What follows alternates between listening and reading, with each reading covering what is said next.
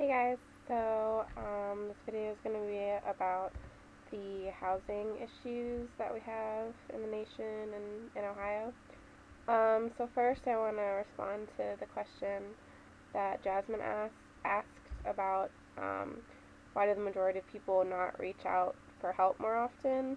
So I believe one of those reasons could be like they feel like they are like ashamed of how they got to be so like without a home and without a job. Like they don't want to be on the streets, but they don't want to ask for help either. So, and it's probably a thing of pride too, especially if it's like a family and like the male feels as though it should have been his job to keep the family in the house and keep food on the table and all that stuff. So, I think it's mainly just they don't want to ask for help because they are ashamed. And I mean, that's not a bad thing. Like, if it's feeling being ashamed for being homeless, like it shouldn't be so like it shouldn't be so um, such a terrible thing to say out loud. So, I mean, I personally have reached out to homeless people and like helped it like help feed homeless people in the Akron area. So it's a really rewarding experience to help them, just get the word out and to talk to them, honestly. Like they're normal people just trying to recreate their life and um, like trying to get their life back on track. So, yeah. Okay, so other questions. Um, so what do I think caused the housing crisis? Well, I definitely think it was a loss of jobs. Like people lose their jobs, and then the bills just pile up, and there's not enough money to provide for their family and to pay their rent or their mortgage. So it's definitely an issue of job loss and money issues, and trying to provide for your family.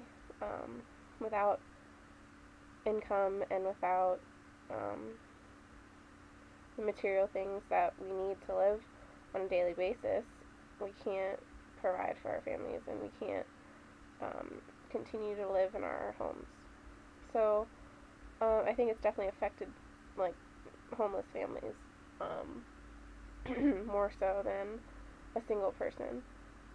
Mainly because there's more children on the streets, so their children are not getting all everything that they should to grow up, and they're not growing up in a stable environment or um, a healthy environment or a safe environment. They're living on the streets and or in like temporary housing, but it's just hard and it's affected children the most because they don't understand it most of the time and they just want to go back to their house and what they were used to and go back to school.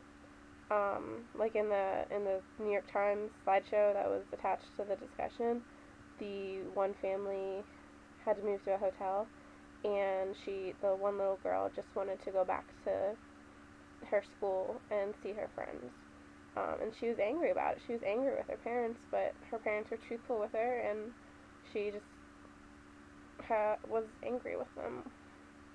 Um, so things that can be done to help are there's so much that can be done to help. Like I said, just I go out and help whenever I can, like to feed them like soup kitchens or anything, and I volunteer. Well, I don't do this, but you can volunteer at churches or just any place that um, has programs like that to help the homeless, or you can even suggest new programs to public places, community centers, or whatnot.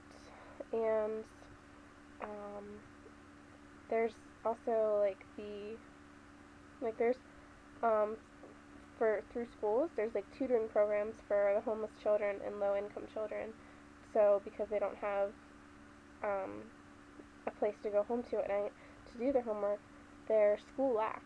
their school skills lack, and so teachers provide them help and extra tutoring sessions after school, and that is if they even stay in school, but that's a whole nother problem. So there's a lot more than that can be done, and there's a lot more that we should be doing as a nation to solve the homeless problem. It's we need to do more as a nation, like I said, but we really just need to stop thinking that they did this to themselves and that they brought themselves down.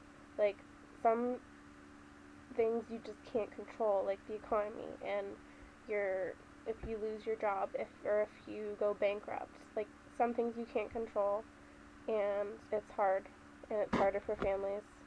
Um, so, love to see what you guys have to say.